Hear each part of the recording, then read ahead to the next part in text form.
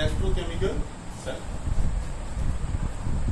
तो इस सेल का फाउंडेशन ये है। इलेक्ट्रोकेमिकल सेल को बाजार में कई नामों से जाना जाता है।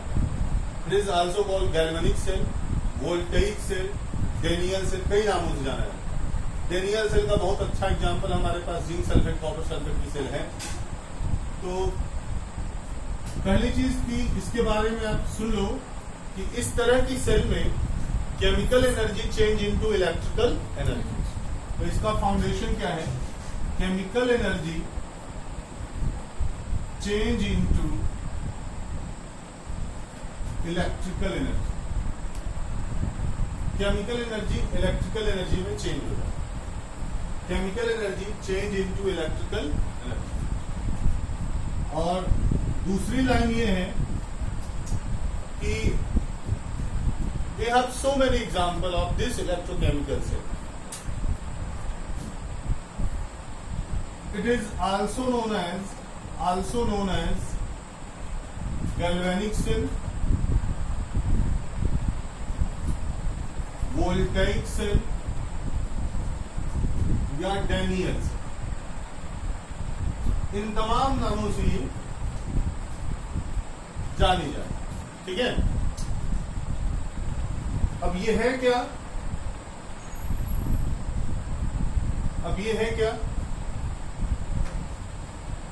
जब दो हाफ इलेक्ट्रोड को हाफ इलेक्ट्रोड का मतलब एक इलेक्ट्रोड इलेक्ट्रोलाइट में, एक इलेक्ट्रोड इलेक्ट्रोलाइट में, जब दो हाफ इलेक्ट्रोड को किसी कंडक्टर से असेंबल कर दें तो इलेक्ट्रोकेमिकल सेल का फॉर्मेशन होता है।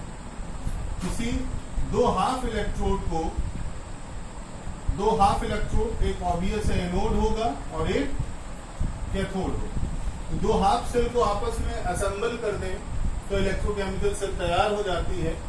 डेनियल सेल के एग्जांपल से इसको समझते हैं। फिर से समझा जाए, इलेक्ट्रोकेमिकल सेल की पढ़ाई कर रहे हैं। इस तरह की सेल में केमिकल एनर्जी का इलेक्ट्रिकल एनर्जी में परिवर्तन होता है। इसे बाजार में galvanic cell, voltaic cell, Daniell cell के नाम से जाना जाता है। बनती कैसे है? दो हाफ सेलों को ले लीजिए, एक को एनोड कहते हैं आप, एक को कैथोड कहते हैं। दोनों को किसी कंडक्टिंग वायर से जोड़ दीजिए तो ये इलेक्ट्रोकेमिकल सेल बनती है। डेनियल सेल इसका बहुत अच्छा एग्जाम्पल है। इसी डेनियल सेल की पढ़ाई हम आगे करेंगे। ठीक है, तो इन तीनों पॉइंट को पहले लिख लो कि इसमें केमिकल एनर्जी का इलेक्ट्रिकल एनर्जी में परिवर्तन होता है। केमिकल एनर्जी का इलेक्ट्रिकल एनर्जी में परिवर्तन। और दूसरा पॉइंट, पहला पॉइंट हो गया केमिकल एनर्जी का इलेक्ट्रिकल एनर्जी में परिवर्तन होता है।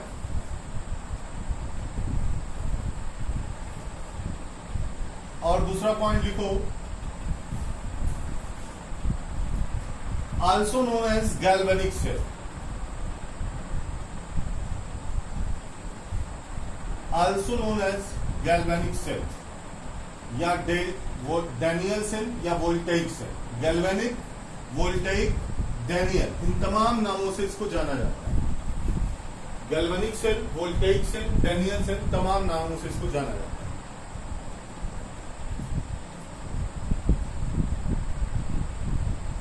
ठीक है,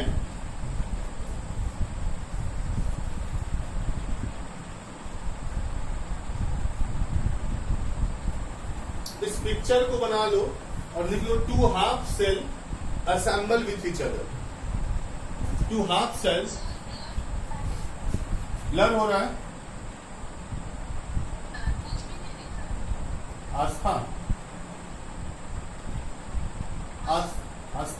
आस्था बोल रही हो?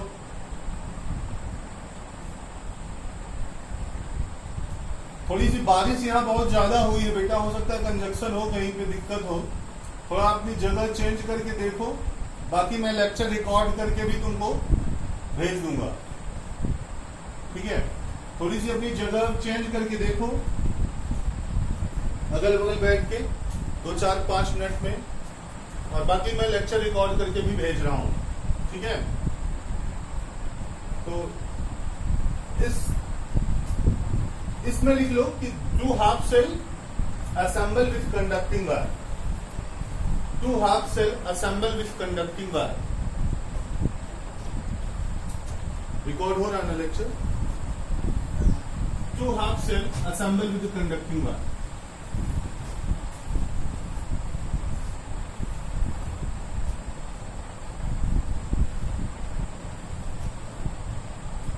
डैनियल सेल एग्जाम्पल ले लो, पढ़ो बेटा, बैठ के पढ़ो। एग्जाम्पल ले लो डैनियल सेल।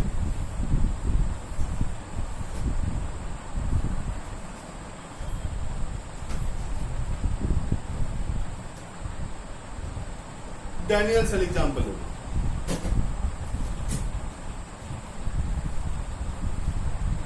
देखिए मैं यहां पे डैनियल सेल बनाता हूं, ठीक है, और उसके हिसाब से आप अपनी जगह खाली रखिएगा ना लेफ्ट हैंड। एक तरफ एक बर्तन में जिंक सल्फेट का सोल्यूशन रखते हैं Zn+2 SO4 -2, और उसमें जिंक की रॉड डिप करते हैं। जिंक सल्फेट के सोल्यूशन में जिंक की रॉड लगा दें, और दूसरी तरफ कॉपर सल्फेट के सोल्यूशन में कॉपर की रॉड लगा, और इन दोनों इलेक्ट्रोडों को, अब ये 2 हाफ इलेक्ट्रोड हो गए, कनेक्टिविटी में प्रॉब्लम है।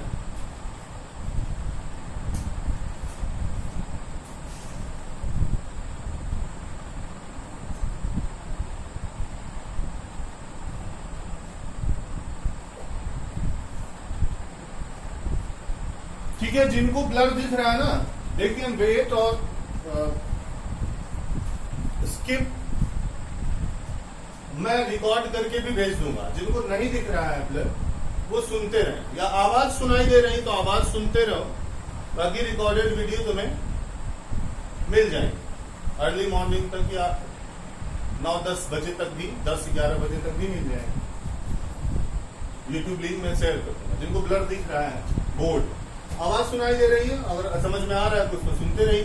जिनको ब्लर नहीं दिख रहा, दे कैन कंटिन्यू, क्योंकि रिकॉर्ड भी कर रहे हैं, तो हम लोग 35-40 मिनट का रिकॉर्ड करके आपको दे देंगे। देख लीजिए डैनियल सेल क्या होती है, इसको समझ लीजिए। जिंक सल्फेट का सोल्यूशन, कॉपर सल्फेट का सोल्यूशन। अच्छा, जिंक सल्फेट के सोल्यूशन में जिंक की रॉड डुबो दो, तो उसमें तुमको पढ़ाया गया है कि जिंक की रॉड दुबली पतली हो जाए। जिंक सल्फेट के सोल्यूशन में जिंक की रॉड डुबो दो, तो जिंक की रॉड दुबली पतली हो जाती है। रीजन क्या है कि जिंक हमेशा कॉपर से ऊपर है, हाइड्रोजन के ऊपर है ना, हाइड्रोजन के ऊपर वाले मेंबर ऑक्सीडेशन करते हैं, तो जिंक हमेशा क्या करेगी, ऑक्सीडेशन, यानी कम वैलेंसी से ज्यादा वैलेंसी। जिंक का जो पोटेंशियल है वही करेगा। तो जिंक नेचुरली क्या करना चाहता है, जिंक से जिंक+2 बनाना चाहता है, मतलब ऑक्सीडेशन करना चाहता है। तो जिंक इस जगह जो बैठा हुआ है वो जिंक+2 बनेगा बाय लीविंग इलेक्ट्रॉन। यहां पर इलेक्ट्रॉन की डेंसिटी छोड़ करके 2 इलेक्ट्रॉन रिलीज करेगा, और ये जिंक+2 में बदलता जाएगा। तो बाहर जिंक+2 की मात्रा बढ़ती जाएगी, और अंदर इलेक्ट्रॉन की डेंसिटी बढ़ती जाएगी। तो धीरे धीरे ये +2 इस माइनस के पेरीफेरी में यहाँ पर टहलने लगेंगे, और एक पोटेंशियल डेवलप हो जाएगा। ऑक्सीडेशन की वजह से डेवलप हुआ, इसलिए इसका नाम क्या हो जाएगा, ऑक्सीडेशन पोटेंशियल। क्या नाम हो जाएगा, ऑक्सीडेशन पोटेंशियल। अब यहाँ पे देखो ये एनोड है, लेकिन ये निगेटिव चार्ज रहेगी। ये एनोड है, this is anode, but negative charge. वहां पे इलेक्ट्रोलाइटिक सेल में एनोड पॉजिटिव चार्ज थी। सो एनोड कौन सी चार्ज होगी ये मुद्दा नहीं है, लेकिन एनोड पर ऑक्सीडेशन होगा, ये बड़ी फिक्स बात है। एनोड पर हमेशा क्या होता है, ऑक्सीडेशन, और हमेशा लेफ्ट साइड में होती है, तो ये बड़ी बात है। तो यहाँ पर एक पोटेंशियल डेवलप हो जाएगा, उस पोटेंशियल का तुम ऑक्सीडेशन पोटेंशियल नाम रखते हो, शुरू में मैंने पढ़ा दिया। ऑक्सीडेशन की वजह से जो पोटेंशियल डेवलप हुआ, इसका नाम पड़ गया E0OP या EOP, स्टैंडर्ड कंडीशन में नॉट OP। ऐसे कॉपर में हमने पढ़ रखा है कि हाइड्रोजन के नीचे जितने मेंबर होते हैं सब रिडक्शन करना पसंद करते हैं, कि उनकी रिडक्शन पोटेंशियल ज्यादा हो। तो कॉपर नेचुरल है, रिडक्शन करना पसंद करेगा। सो कॉपर वैलेंसी कम कर देगा, यानी +2 से क्या हो जाएगा, copper solid by taking 2 electron.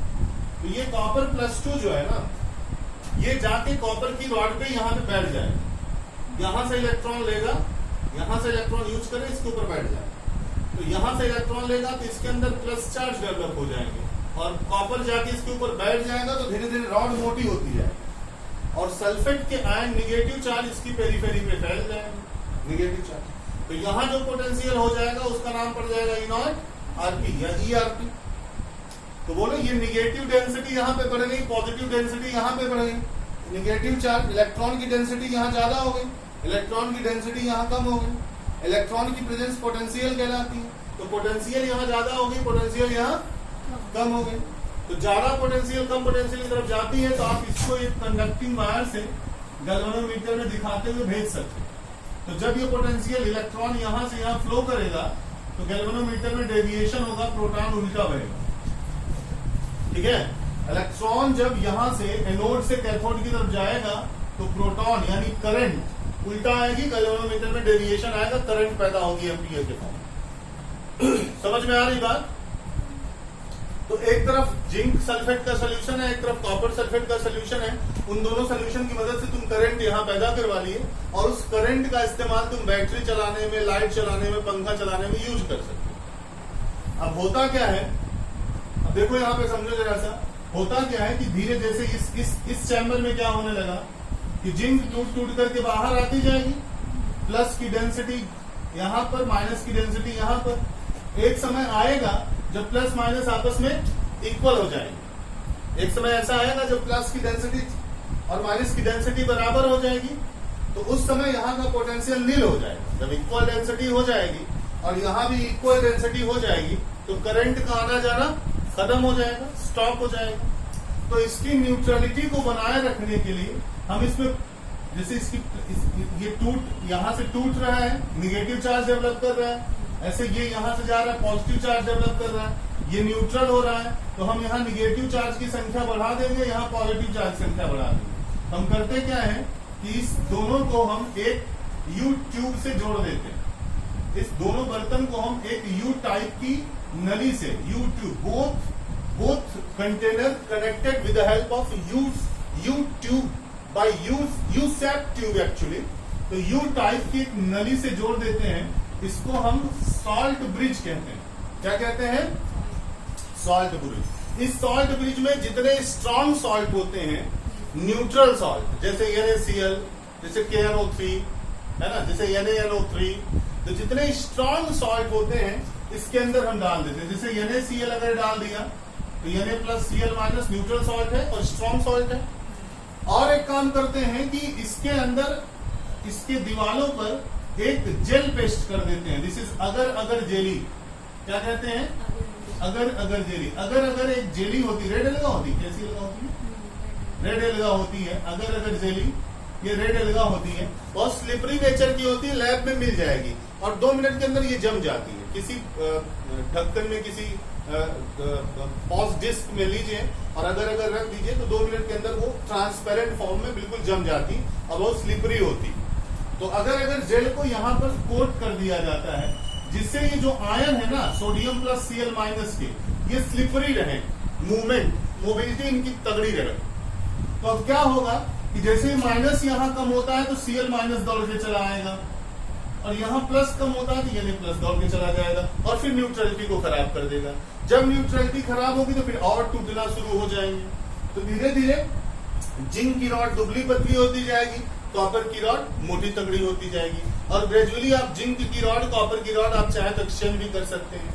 इस चैम्बर में हमेशा इलेक्ट्रोलाइट डालना पड़ता है और इस चैम्बर में हमेशा रॉड डालनी पड़ती है समय के साथ। एनोड में हमेशा रॉड डालनी पड़ती है क्योंकि रॉड टूट टूट करके आती है और कैथोड में हमेशा इलेक्ट्रोलाइट बढ़ाना पड़ता है क्योंकि इलेक्ट्रोलाइट धीरे धीरे खत्म होने लगता है। तो अब एकेडमिक लेवल में तुमसे यहां से सवाल आता है कि सॉल्ट ब्रिज का रोल बताइए, डेनियल सेल का एग्जाम्पल बताइए, डेनियल सेल का रिप्रेजेंटेशन बताइए। तो यह इस तरह से ये सेल चलती ही रहती है। न्यूट्रलिटी हो गई तो फिर से वो काम होने लगा, समय के साथ आपने रॉड बदल दिया, इलेक्ट्रोलाइट बढ़ा दिया तो अब काम हो गया। ठीक है, अब यहाँ पर 11th 12th एकेडमिक के लेवल पे आपको इससे सवाल बन सकता है, हाफ चैम्बर से क्वेश्चन बन सकता है, डेनियल सेल के एग्जाम्पल से बन सकता है। बाकी इसका हाफ पोटेंशियल E0OP, E0RP और नेट पोटेंशियल यहाँ जो आती है उसको EMF कहते हैं। इलेक्ट्रोमोटिव फोर्स और ई सेल कहते हैं, यहां से डिस्कस हो सकता है। हम लोग उसी तरफ आगे बढ़ेंगे। तो we are just right now we are learning about the structure of Daniell cell actually. तो डेनियल सेल का स्ट्रक्चर पे मेरी आपसे बात हो रही थी। लेफ्ट हैंड साइड पे आपने zinc sulphate, zinc oblique zinc sulphate रखा है, यहाँ आपने जिंक ऑब्लिक जिंक सल्फेट, और इसमें कॉपर ऑब्लिक कॉपर सल्फेट रखा है। तो इस तरह से कार्यक्रम हो रहा है। आप इसको बना लो, इसके नीचे छोटी छोटी लाइनें लिख लो, जल्दी जल्दी बना लो।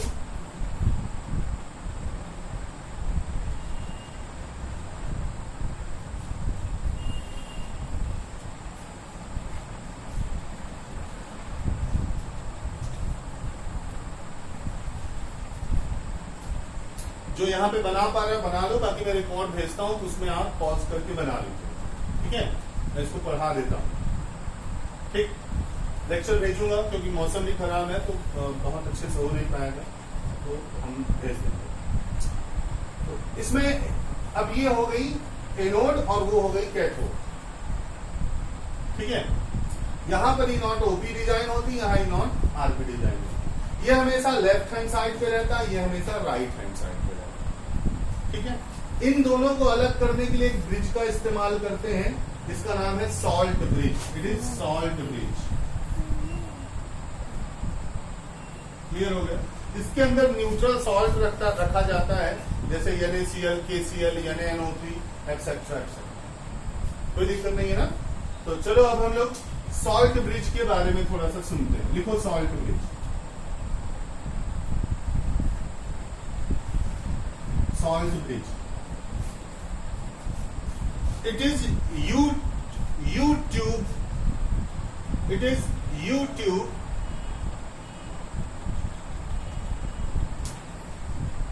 it is U-tube connecting both container, it is U-tube connecting both container, anode and cathode. It is U-tube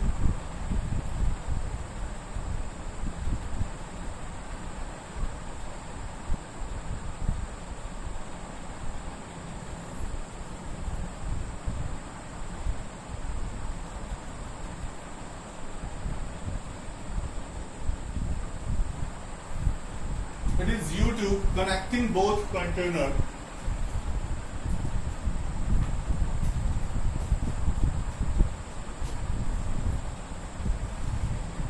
अगला dash, it maintain the neutrality of electrolyte.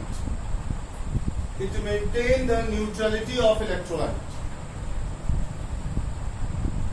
It maintain the neutrality of electrolyte. जैसे यहां पर zinc +2 सब का सब चला गया है, यहां आ गया है, सल्फेट आयन की संख्या कम हो गई तो माइनस दौड़ के चला